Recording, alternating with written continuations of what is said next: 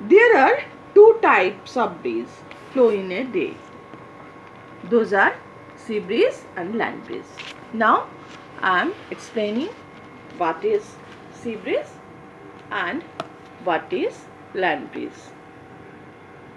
During the day, the land heats up. You can see here, during the day, the land heats up faster than the water. This is water body and this is land part.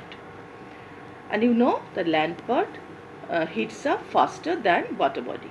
So during the day, the land heats up faster than water body. Hence the air on the land becomes warmer. You can see here, the air on the land becomes warmer, and this hot air this hot air on land rises up here, and cool air from the sea, and the water body not heated yet then, so the air from the sea that comes is cooler. So cool air from the sea moves in towards the land to replace this part from where the hot air rises up. Okay, this cool air from sea is called sea breeze. You can see here the whole picture. Okay, it is land part, it is the water body, and the air over land heats up and creating an area of low pressure here, and air over water remains cooler due to ocean's heat capacity, and air moves always from high pressure to low pressure area.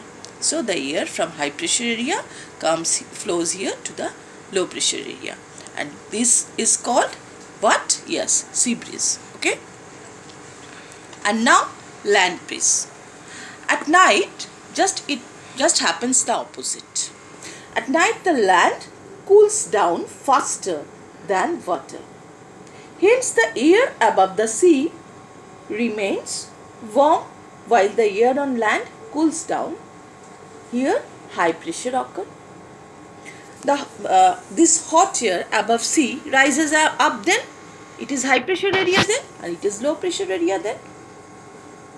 And the cool air from the land moves towards the sea to replace it. This cool air from land is called as what? Yes, it is called land breeze. You can see here the picture, whole picture. It is clearly described here in the picture. If you observe the picture clearly, you can understand the thing well. Okay, and I am telling you that you please all try to draw these pictures, these two pictures. These are very important. Land breeze and sea breeze. These two pictures are very important. Please try to draw this in your own. Okay, so I think you all understand the land breeze and sea breeze, and you know a fact that a layer of air is called the ozone layer, stops sun's ultraviolet rays from reaching the earth's surface. And know a fact that a layer of air is called the ozone layer, stops sun's ultraviolet rays from reaching the earth's surface. These ultraviolet rays can be very harmful for living being on earth. So is the ozone layer protect us? Learn it. Okay. So now it is monsoon breeze. Monsoon breeze is caused by the unequal heating and cooling of land and oceans. During summer, the land heats up faster. During summer, the land heats up faster as compared to the oceans, that is water body.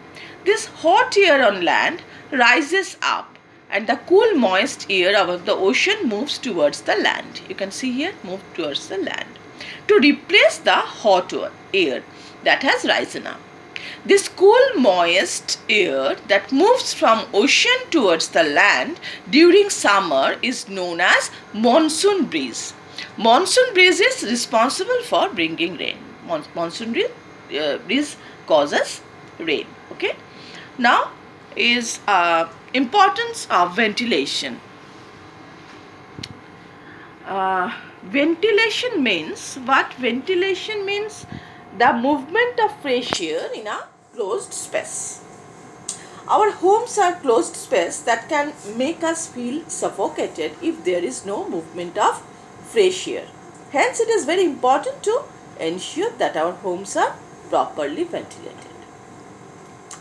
Now, the what are the benefit? We must learn the benefits of proper ventilation. Why proper ventilation is necessary? Actually, proper ventilation helps reduce pollution. To get rid of pollution, such as pollutants and bacteria, moisture, etc., and unwanted smells too. We It needs proper ventilation. Always needs. Next, it helps reduce moisture. Proper ventilation helps to control the build-up of moisture inside the house. Excess moisture, it harms us and can damage all the things in our house. And next point is, it proper ventilation protects your health. Excess moisture inside the house helps microorganisms to grow. What are microorganisms? Bacteria, viruses, etc. Microorganisms, they grow then and affect the health of us, of the people living in the house. Since proper ventilation helps to control the build-up of moisture in the air, it protects the health of people living in the house.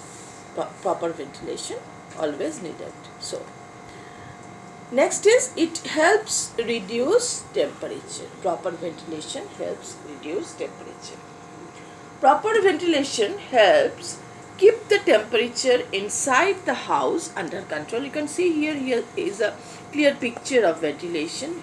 Here is a window in a wall, and opposite wall there is another window, and the air passes through this window, and this is in such way temperature reduced. So that's all for the chapter. The chapter is completed. It was a long chapter, and you must learn the keywords here: matter, solute, what is matter, solute, solvent, solution, solubility, etc., etc., and recap to the fill in the blanks or the define the following as just like that. It can be from there.